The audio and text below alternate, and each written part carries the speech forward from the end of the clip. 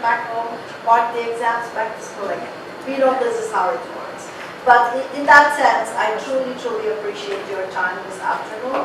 And it is my sole objective to make sure that what we do here builds the next steps for NGSS in your classrooms.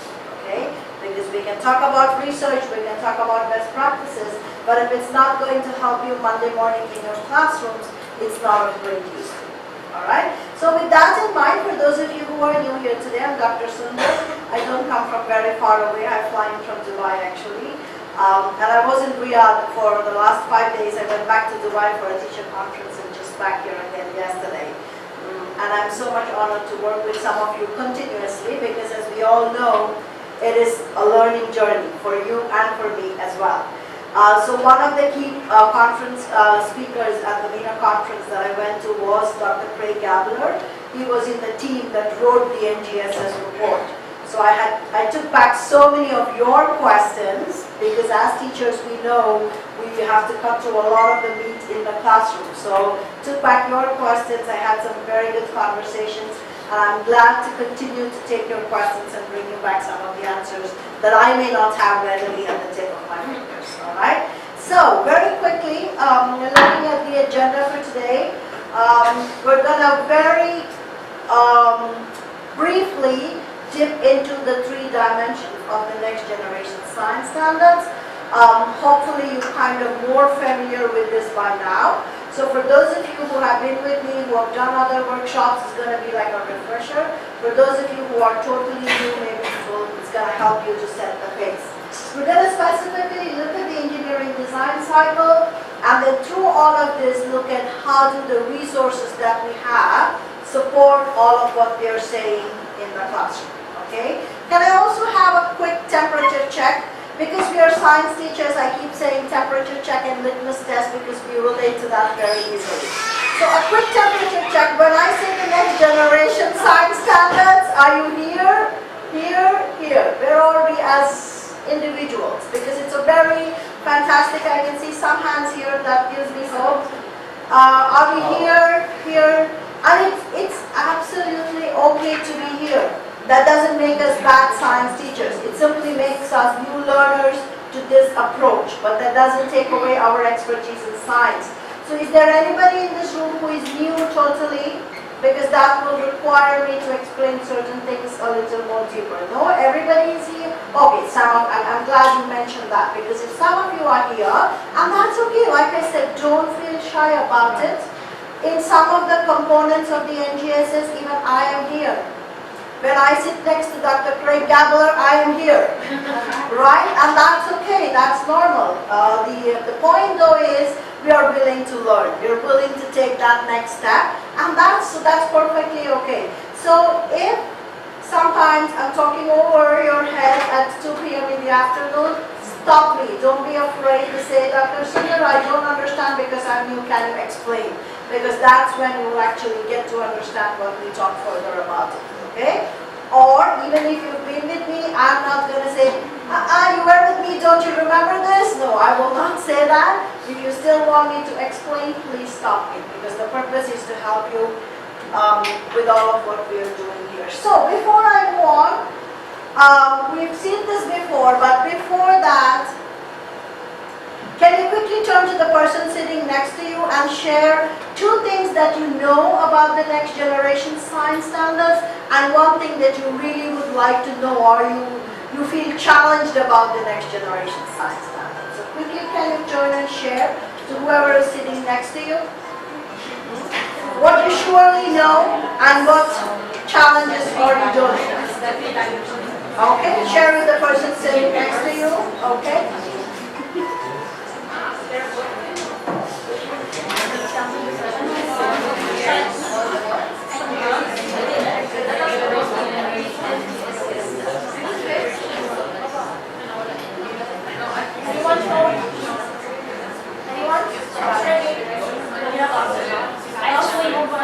I did not understand what you want us to do. Okay, just to talk.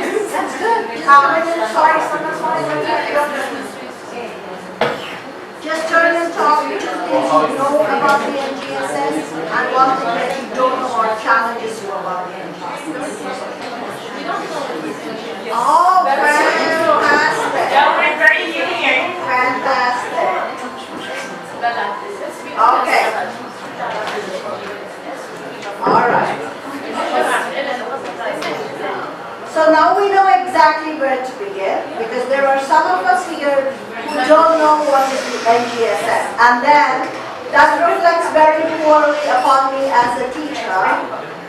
don't use acronyms unless you make sure everybody knows it. Okay? So, would anybody in the audience like to explain, because I know some of you are here. Anybody would like to explain what is the next generation science standard? Yes, I will, but would anybody like to give it a go? No risk takers today? Core ideas, cross-cutting concepts and practices. Fantastic. Okay, tell us about it. 3 dimensions and all standards based on cross-cutting concepts, core ideas, and practices. Fantastic.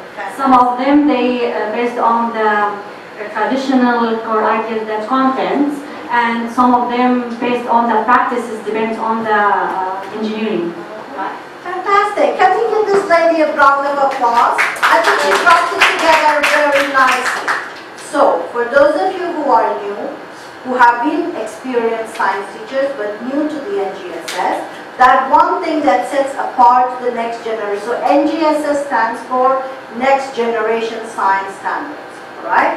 Why next generation? Because we believe science teaching and learning has to prepare our students for college and career readiness. So it's a new generation of students getting ready for a college and career landscape that we do not understand simply because it is so dynamic, right? Research shows that the top 20 jobs for 2020 even is not even created because the demands are so dynamic, new jobs get created every day. So how can we prepare them for that? So back in the United States, the big idea for the next generation science standard is 21st century college and career readiness, number 1. Number 2, the big idea is also equity in science.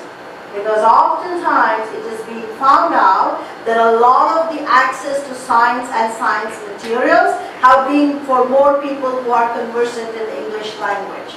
So they want to bring about an equity in terms of race, gender, ethnicity, all of this in science education. So are all ethnic minorities represented in science? Is everybody having an equal opportunity to access scientific knowledge, right? I have taught in the Middle East for 19 years, and I know my Abdullah or Mohammed or Sarah may not speak fluent English, but I can give you guarantee that they are no less intelligent than any student in any part of the world, right? They are critical thinkers, they are intelligent, they ask me wonderful questions, they want to learn, but perhaps what they need is a little bit of scaffolding to access the content and to express their knowledge. So in that sense, the next generation science standard has 3 components, okay? So this one here will give you a clear picture of the next generation science standards. Let me give you an explanation. What you see in the orange box in the middle is the disciplinary core ideas. Disciplinary core ideas is the content that we teach in science. Okay? So what you teach in grade 1, grade 2, all the way up to grade 12 and in the universities as well. Everybody in this room is an expert because we have advanced science degrees, we understand science, we know how to teach and learn. The purple box here that says Scientific and Engineering Practices or SEPs is what requires our students to emulate the behavior patterns of scientists and engineers in the real world inside the classroom. What does that look like? So when we saw some of the examples in the classroom, students are creating, testing, evaluating, modeling again, going back, redesigning. So the whole idea that scientific discovery and learning is not a linear process. Right? We know that scientific discovery is an iterative refinement of trial and error and testing and hypothesis and retesting and rebuilding. Right? Somewhere along the way, students get this idea that scientific method is a process that can be explained from 1, 2, 3, 4, 5. Oftentimes not so. So the idea here is we want students to go through the creative struggle of learning, so that they realize before something is invented, they go through multiple iterations of trial, error, and testing. Did we do that? I'm not saying we never did it before the NGSS. Of course you did. You did did some experiments, you did lab reports, students did things in the class. However, the paradigm shift here is this needs to be done consistently across all units. This is not something you say, oh, engineering design Wednesday. No, this is something you will embed throughout the scientific learning, right? The green box here could be the challenging part for all of us. Again, not because we didn't teach it, but because ENGSS requires we make explicit reference to the cross-cutting concepts every time we teach and learn science. Okay? Let me give you an example. The point here is to distinguish between concepts and topics. Okay? So we've been through this before. We understand. Let's take it out of the science context. Okay? Let's say you are a social science teacher or social studies teacher. If I am teaching Egyptian Revolution or the American Revolution, that is a topic. Why is it a topic? Because it is locked in time, place, and situation. So the American Revolution happened in America in a particular period of time. You have some facts and history around that era of time. Egyptian Revolution happened in Egypt at a particular period of time, and you have some facts associated with that. However, if I take away the noun from it and talk about the concept of revolution, I can apply the understanding to any revolution that will happen 50 years from today. Does that make sense? So the idea is topics are locked in time, place, and situation. It helps us to understand a particular situation. Concepts, on the other hand, are complex and abstract because they help you to transfer and apply understanding in new situations. Okay? Let me give you a science example. If we talk about the Alaska oil spill, that is a topic. Why is it a topic? Because it's about Alaska, the ecosystem in Alaska, what happened at that period of time, and all those factual understandings. Right? It's within that area. However, if I talk about the larger concept of environmental sustainability, then that information becomes transferable. Okay? Lower science, lower elementary or kindergarten. We always taught plants, human body, right? So if we taught the plants, we would say parts of the plant, label it, what does the plant do, all of this. When we taught the human body, the same thing. What are the functions, what are the components, label, draw. However, even if we continue to teach that, if we talk about the larger concept of systems, then it becomes a concept. Why? A plant is a system, right? Parts of a system work together in cooperation for the optimal function or growth of a plant. Human body is a system. Why? Because it is comprised of multiple mini systems, digestive systems, circulatory, respiratory, reproductive, that work together for its optimum function. So if a student gets the big idea that in any system, small components work together for its growth and optimal functioning, they can apply it to a computer system. Right? A computer is a system. It has multiple components. If my CPU doesn't work, even though everything else is working, my computer will not work. Government systems. In a government, many components need to work. The school is a system.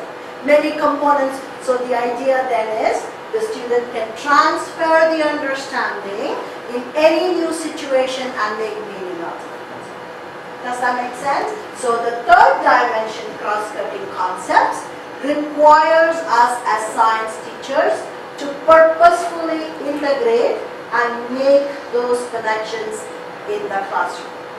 We don't leave it to chance. We don't say, oh, they will make the connection that it is a system. No, you have to say, which cross-cutting concept are we talking about? Okay? So which are the cross-cutting concepts identified by the next generation science standards? These are the 8 cross-cutting concepts. Okay? The first and the second, patterns and cause and effect, you can use it across all science learning. Okay? Science learning is all about cause and effect, weather patterns, patterns in atoms, molecules, all of those things. I want you to pay close attention to 3 and 4. Okay? When they brought in concepts of 3 and 4, they kicked in the math there. Can you see that? Absolutely. Because engineering design process cannot work without the math. Right? When students have to create something, they have to measure it, they have to weigh it, they have to compare, they have to contrast. So in 3 and 4, they brought in the math.